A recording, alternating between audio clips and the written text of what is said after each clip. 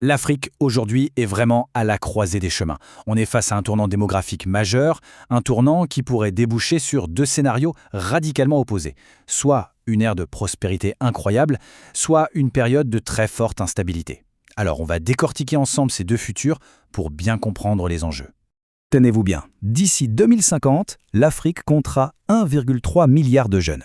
C'est un chiffre colossal. Pour vous donner une idée, c'est plus que toute la population de l'Europe et de l'Amérique du Nord, réunis. On parle d'un véritable raz-de-marée de jeunesse qui s'apprête à redessiner les contours du continent et même du monde entier. Et ça, ce n'est pas juste une jolie phrase en l'air. Non, c'est une déclaration très forte qui vient du Fonds monétaire international lui-même. Ça montre bien que cette transformation de l'Afrique est l'un des plus grands récits de notre siècle. L'enjeu, il est planétaire, tout simplement. Alors, regardons ces chiffres d'un peu plus près. Et la population du continent va pratiquement doubler d'ici 2050. C'est déjà énorme. Mais le détail qui change tout, c'est que plus de la moitié de ces 2,5 milliards de personnes aura moins de 25 ans. Il faut imaginer l'énergie, le potentiel, mais aussi, bien sûr, l'immense défi que ça représente. Ok, commençons par le scénario optimiste. C'est ce que les experts appellent le dividende démographique. Alors oui, le terme est un peu technique, mais croyez-moi, l'idée derrière est super puissante et elle est pleine de promesses.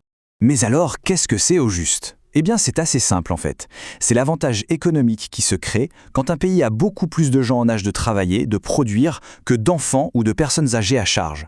En gros, moins de dépendants pour plus de travailleurs et de créateurs. Et comment ça marche, concrètement ? Pensez à une sorte de réaction en chaîne positive. Quand les familles ont moins de bouches à nourrir, eh bien elles peuvent mettre plus d'argent de côté. Cette épargne, elle va ensuite alimenter l'investissement des entreprises et la consommation de tout le monde. Et hop, ça fait décoller l'économie. C'est un véritable cercle vertueux. Et attention, ce n'est pas juste une belle théorie sur le papier. L'histoire récente nous donne un exemple spectaculaire, la Chine. Dans les années 80, c'est précisément ce mécanisme qui a été l'un des secrets de son miracle économique. C'est la preuve que ce scénario, eh bien, il est tout à fait possible. Bon, maintenant, passons à la difficulté. Car pour que cette belle promesse devienne une réalité, il y a un obstacle gigantesque à surmonter. Un vrai titan. Et cet obstacle, c'est la création d'emplois. D'ici 2030, chaque année, ce sont 30 millions de jeunes qui arriveront sur le marché du travail africain. Je répète, 30 millions chaque année. Le défi est juste colossal. Si on regarde la situation actuelle, le constat est saisissant. Près de 95% des jeunes Africains qui ont un travail sont dans le secteur informel. Ça veut dire des petits boulots, souvent précaires, sans aucune protection sociale, sans stabilité.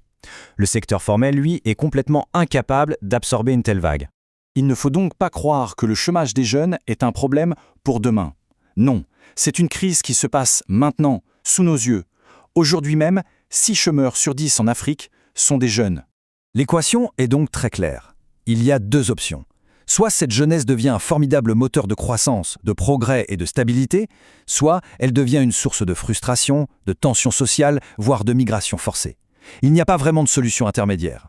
Et maintenant, pour complexifier un peu tout ça, il faut ajouter un autre phénomène majeur dans l'équation. Un phénomène qui agit comme un amplificateur, à la fois pour les opportunités et pour les risques, c'est l'urbanisation galopante. Le continent s'urbanise à une vitesse jamais vue. Il suffit de regarder les chiffres. D'ici 2050, la population des villes va plus que doubler pour frôler le 1,5 milliard de personnes. C'est vraiment dans ces villes en pleine ébullition que l'avenir du continent va se décider. Alors, pourquoi un tel exode vers les villes ? En fait, il y a une double dynamique. D'un côté, des facteurs qui poussent les gens à partir des campagnes, les conflits, le changement climatique, la faim, et de l'autre, des facteurs qui les attirent. La ville, c'est la promesse d'un travail, d'une meilleure éducation, d'opportunités. Et c'est là qu'on arrive à la question qui tue. Ces métropoles qui poussent comme des champignons, seront-elles des incubateurs d'opportunités ou des poudrières prêtes à exploser ? On voit déjà une tendance assez inquiétante. Même si la plupart des conflits armés se déroulent encore en zone rurale, les villes deviennent de plus en plus des champs de bataille. On l'a vu de manière tragique au Soudan, où des centres urbains entiers sont devenus l'épicentre de la violence. Et cette insécurité ne se limite pas aux conflits. Dans les immenses bidonvilles, là où vit près de la moitié des citadins, presque une personne sur deux dit se sentir en danger au quotidien. Le chômage massif des jeunes, l'absence de l'État, tout ça crée un cocktail explosif, un terreau fertile pour la criminalité. On arrive donc au moment crucial, celui de la décision. Il faut bien comprendre que le futur n'est pas écrit d'avance. Il sera le pur produit des choix qui seront faits maintenant. Finalement, tout se résume à ce choix binaire. D'un côté, le chemin du succès, investir massivement dans l'éducation, la formation, la création d'emplois, la bonne gouvernance. De l'autre, le chemin de l'inaction, qui mène tout droit vers le désastre. La voie à suivre paraît assez évidente, non? Et il y a des raisons d'être optimiste, parce que les solutions, elles existent et elles marchent déjà.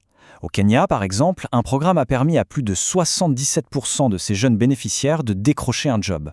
Au Nigeria, des initiatives donnent des formations clés. À Abidjan, un système de police de proximité fait baisser la criminalité. Le progrès est possible, à condition qu'il y ait la volonté politique. En conclusion, une chose est sûre, l'impact de la jeunesse africaine sur le reste du monde est inévitable. La seule vraie question qui reste en suspens, ce n'est plus de savoir si elle va le faire, mais comment.